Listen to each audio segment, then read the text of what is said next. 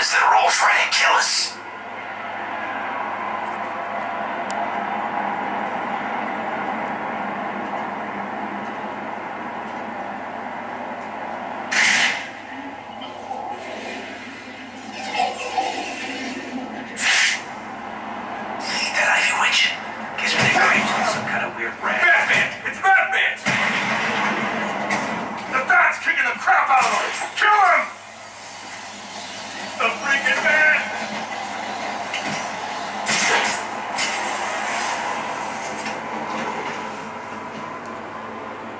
Alright, so without Batman's...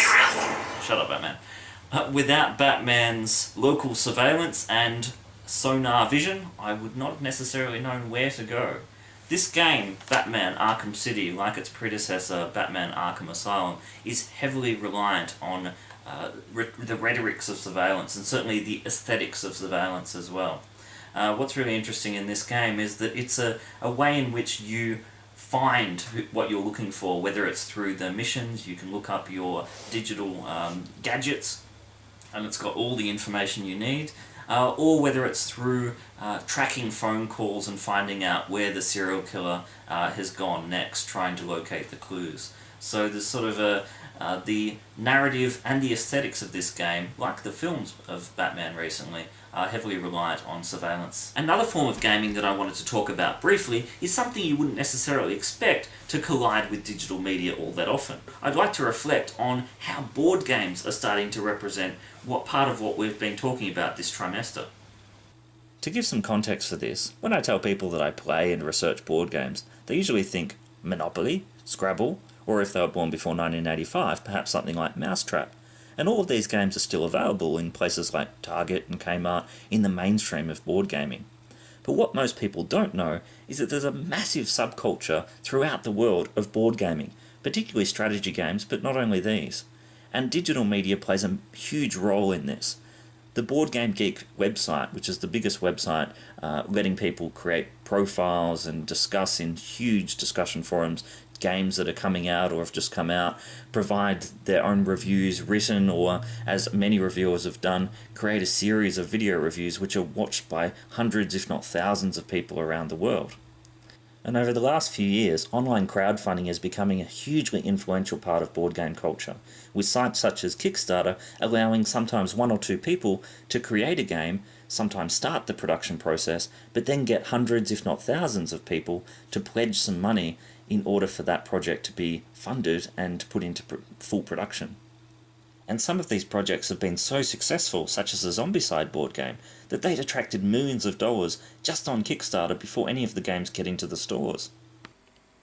A great exemplar of this is the very popular and successful game Small World, produced by Days of Wonder.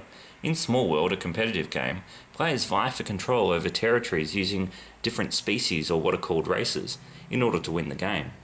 There are a series of games that have been introduced that expand the world of Small World, and they have similar mechanics.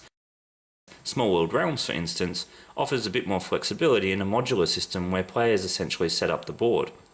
In an even more interactive form, some of the expansions, and there have been many expansions for Small World, some of the expansions have actually originated with fans, such as the Small World Tales and Legends card pack, which supplements the game. It's not a separate game itself, but essentially it shows the participatory nature of digital media, where someone's designed something and it's been adopted officially by the company.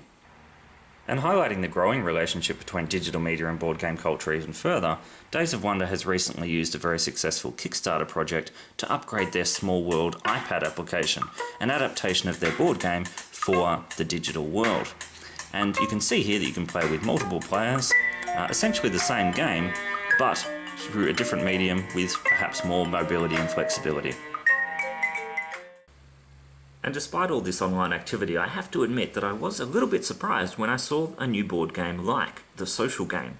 This game, quite clearly, is influenced by various elements of contemporary social media. It's not the most complex of games, so I thought I'd give you a quick overview of what's involved in gameplay as best I can in a few seconds. Essentially, this game is a competitive game, a point that I'll come back to at the end. And so in this board game, you are playing as a user of the fictional social media program Status. And to quote the rulebook, you are trying to get the highest consensus from your fans to win the discussion. Then you can spend your reputation to make your profile the most popular on the web and have the greatest number of friends. The winner of the game is the player who owns the most friends." End quote. So the goal of this game for a player is to win by buying, or as it says in the rulebook, owning more friends than everyone else. And you can see that these friend cards here, you can choose, I guess, whether or not you want them to be male or female friends. It's not absolutely crucial to the gameplay, are your goal. And the way in which you buy friends is to actually spend a number of likes. And you've got these tokens here. You have the tokens, here's a like side, and there's also a loser side, and you just flip those up and see what you get each turn. And if you have 3, you can buy a friend and get closer to your goal of winning the game. All these tokens are kept in the infinite web of the board game box. Another element of this game, and it's a game for 3 to 8 players, is to start with a profile. And you start with one profile. You might collect more as the game goes on, but you can see here that there is a playfulness in its appropriation of various stereotypes of the nerd, and each of these profiles has a superpower that you can employ throughout the game. The nerd, you've got the poser, bookworm. So you've got the show off. Once per round you can look at one user's hand for 10 seconds, so that's the superpower of that. You can be the jerk, metalhead, discman, jock, emo, etc, etc. What's quite significant here in terms of ideology is that there are only, out of a rather large pile of profile cards, there are only 3 that are clearly identified as female profiles, and you've got very gendered representation here, quite feminine characteristics given to the cosplayer of the cheerleader, that's another one there, humiliation being the superpower, presumably you humiliate other players, and it's the supermodel, which kind of speaks for itself. Another element of this game is that each round we have one troll. One player is the troll, and they get these 2 cards, and the troll is essentially, it's a good thing to be the troll. You administer the game rounds, and you can tag one player using this card during a round, and you essentially compete to try and steal their likes. Now, it's interesting that this part of the game is called discussion, even though you are essentially competing and trying to steal someone's likes so that you can get an advantage in the game. And I'll just give you a look at some of these other cards here. These are the posts that can be played throughout the game. What's really interesting in this game is you can also form alliances. So you might form temporary alliances with people to benefit yourself, but also them, and more importantly, disadvantage other players. So while it is a game about social media and you might expect it to be about cooperation, you actually find yourself in more of a survivor scenario where you are forming alliances, trying to win and defeat the other players. And that's the point that I wanted to end on, because while we expect social media to be a somewhat participatory and democratizing force, as we've been talking about this trimester, this game, it's all about winning. And if you can be the troll, and you can get more likes, you can buy more friends, you own more friends, and you win. And that's a very interesting discourse around social media in a board game. Now, it's important to acknowledge that the way in which a game is designed is not necessarily the way in which it is played. Just as in the way in which a book is written or a film is made, we might have resistant readings and we might read against the text in certain ways. And that's an important point to note. Nonetheless, the conventions of a board game, or in the language of board games, the mechanics, certainly do generate certain meanings and position the users or the players to use the game in certain ways. So it could well be that the exaggerated visual depiction of the profiles in this game, those cards that have the stereotypes, might actually be argued to be acknowledged as stereotypes because of the exaggerated artwork of the game. But what's interesting is that even despite this, we've only got 3 female characters, or obviously female characters, which are represented in very heavily gendered ways. So while people, we could argue some players might be aware of this and might resist this, the game does put forward certain ideological messages regarding the users of digital media. And here's the big question: how many people do you know who would actually have noticed?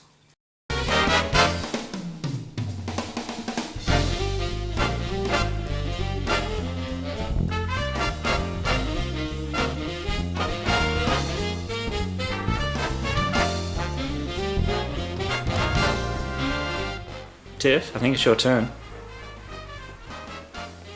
I'm playing a game with my friends. This is a cooperative game. We're not playing against each other, we're playing with each other.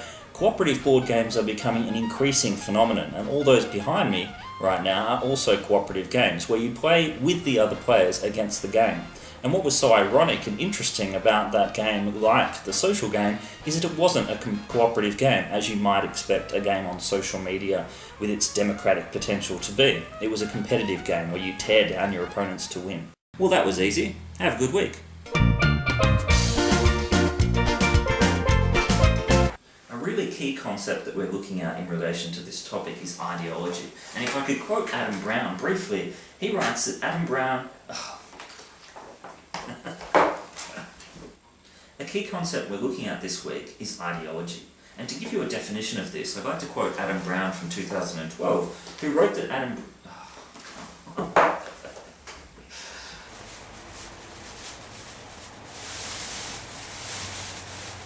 M.T. Anderson's novel Feed is a dystopian representation of the future when, as you can see on the front cover, people have microchips or feeds implanted in their minds or their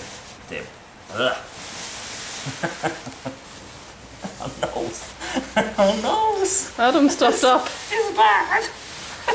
I can't look. Oh no! Tiffany, are you going to take your turn? This game is going to take all night.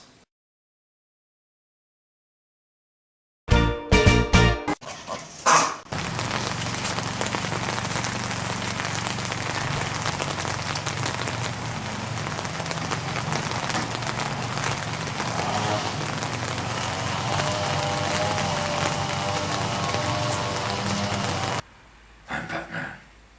You realise it's a Star Wars mask.